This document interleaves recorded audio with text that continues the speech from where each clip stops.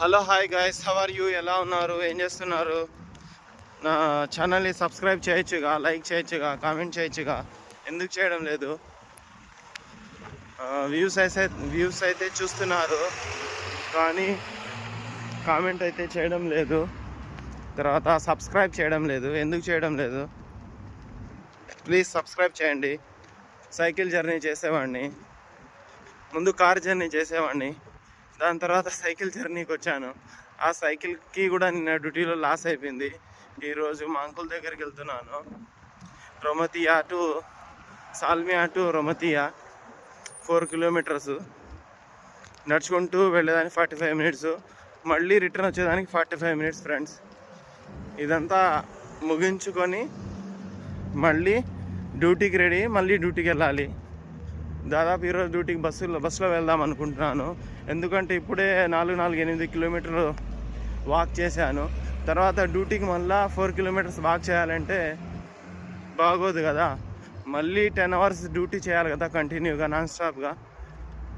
ఇలా ఉంది ఫ్రెండ్స్. ఎలా ఉన్నారు మీరంతా? ఓకే, లైక్ చేయండి, సబ్స్క్రైబ్ చేయండి. Hello hi guys, how are you? ఎలా ఉన్నారు? ఏం చేస్తున్నారు? నా ఛానల్ని సబ్స్క్రైబ్ చేయొచ్చుగా, లైక్ చేయొచ్చుగా, కామెంట్ చేయొచ్చుగా, ఎందుకు చేయడం లేదు? వ్యూస్ అయితే చూస్తున్నారు, కానీ కామెంట్ అయితే చేయడం లేదు. తర్వాత సబ్స్క్రైబ్ చేయడం లేదు. ఎందుకు చేయడం లేదు? ప్లీజ్ సబ్స్క్రైబ్ చేయండి.